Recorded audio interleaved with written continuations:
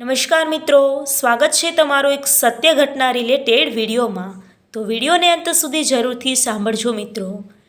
શેઠ ચુનીલાલ કૌસ્તુભ પ્રસાદ આજકાલ ચિંતાના મહાસાગરમાં ડૂબકીઓ ખાઈ રહ્યા હતા। મોટો દીકરો ઘેલો 25 વર્ષ પૂરા કરી ચૂક્યો હતો। લગ્નની ઉંમર વીતી રહી હતી।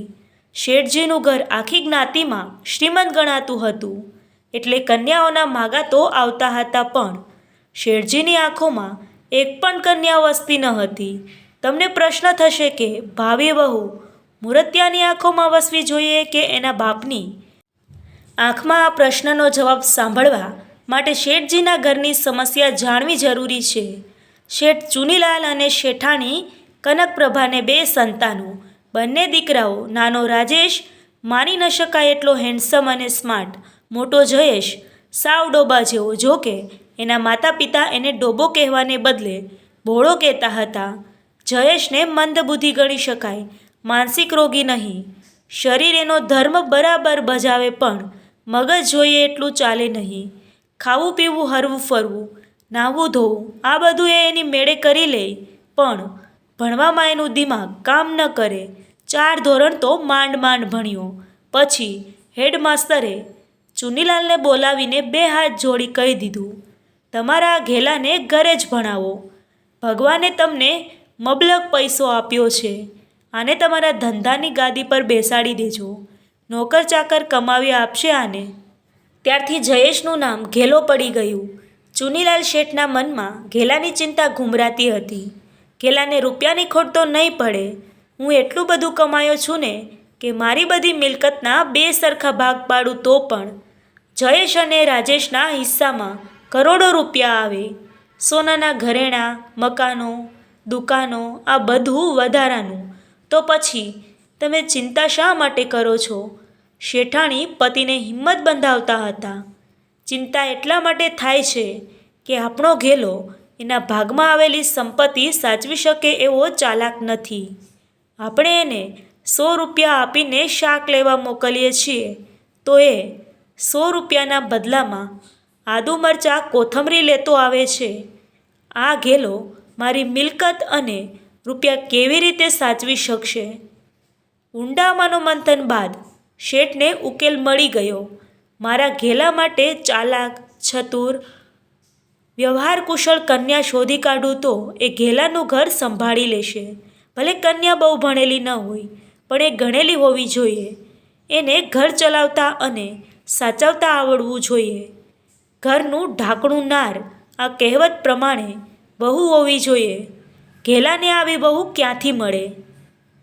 ચુનીલાલ શેઠ યુક્તિ વાપરી દૂરના જિલ્લાની નબળી આર્થિક સ્થિતિ ધરાવતા એક પરિવારની કન્યા પરણવાની ઉંમરની છે એ જાણીને એમણે ઘરમાં અને નિકટના સગા વહાલાઓને સમજાવી દીધું, આજથી જયેશને ઘેલો કહેવાનું બંધ। એકલો જયેશ પણ નહીં કહેવાનું, જયેશભાઈ અથવા નાના શેઠ કહીને વાત કરવાની। કન્યા પક્ષને એવું જ કહેવાનું કે નાના શેઠ ઓછું બોલે છે પણ ખૂબ હોશિયાર છે, અમારો બિઝનેસ એ સંભાળે છે। ભણતરનું પૂછે તો કહેવાનું કે નાના શેઠ મેટ્રિક પાસ થયા છે, જો કે આવડત MBBS પાસને ટક્કર મારે એટલી ધરાવે છે। સુહાસિની 400 કિમી દૂરના શહેરમાં રહેતી હતી। સુશીલ અને સંસ્કારી, ઘરકામમાં કુશળ યુવતી હતી। એના ઘર સુધી ઘેલાની આબરૂ પહોંચી ન હતી। પ્રથમ મુલાકાતમાં જ એના માતા પિતાએ જયેશકુમારને જમાઈ તરીકે પસંદ કરી લીધા। સુહાસિનીના પપ્પાએ ઉદારતા દર્શાવી, જો તમારા સુપુત્રે અમારી સુપુત્રી સાથે કંઈ ખાનગી વાતચીત કરવી હોય તો બાજુના ઓરડામાં 10-15 મિનિટ। ચુનીલાલ ગભરાઈ ગયા। ખાનગી મુલાકાતમાં તો આ ચતુર સુહાસિની 1 જ મિનિટમાં ઘેલાનું ડોબાપણું પકડી પાડે। 10 મિનિટ તો વાત જ ક્યાં આવી! એમણે કહી દીધું, ના, અમે એ બાબતમાં રૂઢિવાદી છીએ। લગ્ન કર્યા પછી આખી જિંદગી બંનેએ વાતો જ કરવાની છે ને। સંબંધ પાકો થઈ ગયો। સુહાસિનીના પિતાએ ભાવિ વેવાઈના ઘરનું સરનામું લઈ લીધું. મોબાઈલ ફોન ત્યારે આવ્યા ન હતા. ગોળધાણા ખાઈને ચુનીલાલ શેઠનો પરિવાર નિજ ઘરે પરત ફર્યો. શેઠજીએ હિંચકા પર બેસીને માથા પરથી ટોપી ઉતારીને રાહતનો શ્વાસ લીધો. હાશ, આપણો ઘેલો ડાળે વળગ્યો. હવે મને શાંતિ થઈ. શેઠની શાંતિ માંડ 3 દાડા ચાલી. ચોથા દિવસે ટપાલી આવીને એક કવર આપી ગયો. સુંદર મરોડદાર અક્ષરો અને પરબડિયામાંથી ઉઠતી પરફ્યુમની ફોરમે ચાટી ફૂંકી દીધી. નક્કી આ પત્ર સુહાસિનીએ જ લખેલો હોવો જોઈએ. સરનામાની ઉપર જયેશનું નામ હતું. એની ઉપર અંગત લખેલું હતું શેઠ. ચુનીલાલે કવર નાના દીકરા રાજેશને આપીને સૂચના આપી, વહુનો પત્ર લાગે છે. ઘેલાને કહેજે કે જાતે જ જવાબ લખવાની ભૂલ ન કરે. પોલ પકડાઈ જશે. બીજાની મદદ બીજા કોઈ બહારના માણસની શા માટે? તારી જ મદદ લે એવું કહેજે એને.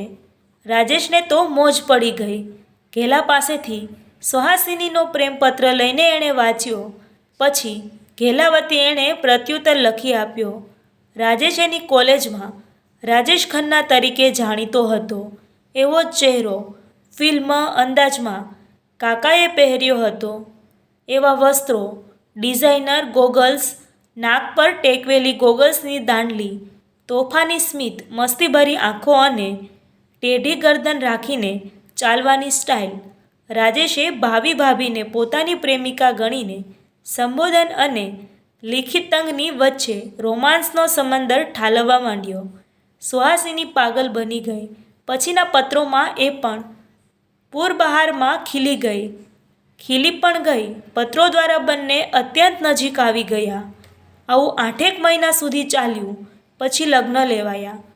લગ્નના 2 દિવસમાં જ સુહાસિનીને ખબર પડી ગઈ કે એનો જીવનસાથી માત્ર દેહથી જ ચાલે છે એવો છે.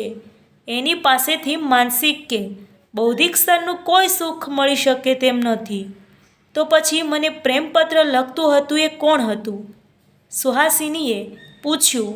ભોળા જયેશે કહી દીધું, મારો નાનો ભાઈ રાજેશ. સુહાસિની શરમાઈ ગઈ. બાપરે! પોતાની સુંદરતા માટે નશીલી આંખો, પુષ્ટ હોઠ વિશે, લાંબા કેશ, સુડોળ કાયા અંગે લખનારે કેવું લખ્યું હતું?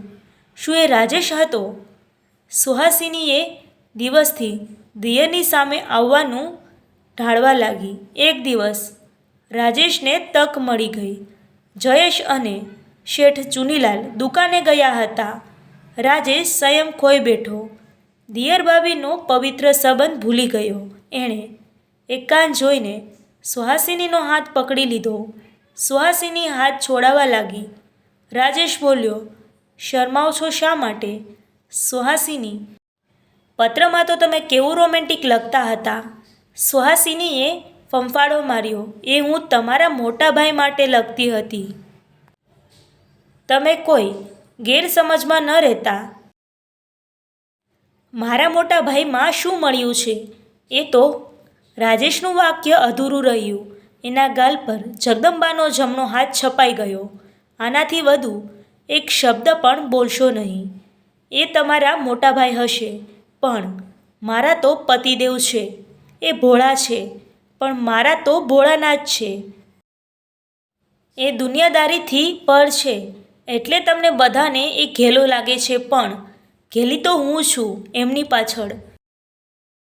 પિતાજીને કહીને તમારો હિસ્સો લઈને આજથી 1 જ મહિનામાં તમે જુદા રહેવા ચાલ્યા જજો. હું તમારી સાથે એક છત નીચે રહેવા તૈયાર નથી. ભાભીનું જગદંબા જેવું સ્વરૂપ જોઈને રાજેશ થથરી ગયો. એણે પિતાને અલગ રહેવા જવાની વાત કરી. જમાનો જોઈને બેઠેલા શેઠ ચુનીલાલ વગર કહીએ બધું સમજી ગયા. અઠવાડિયામાં જ રાજેશને જુદો કરી દીધો. પુત્રવધૂને બોલાવીને આટલું જ કહ્યું, વાહ દીકરી, તે તારા ઘરના સંસ્કાર ઉજાડ્યા અને આપણા ઘરની આબરૂ જાળવી લીધી. મિત્રો, આવા જ વિડીયો જોવા માટે અમારી ચેનલ સાથે બન્યા રહો. જો મિત્રો વિડીયો પસંદ આવ્યો હોય તો વિડીયોને લાઇક કરી શેર કરવાનું ભૂલશો નહીં અને ચેનલને સબસ્ક્રાઈબ જરૂર કરજો. થેન્ક યુ મિત્રો.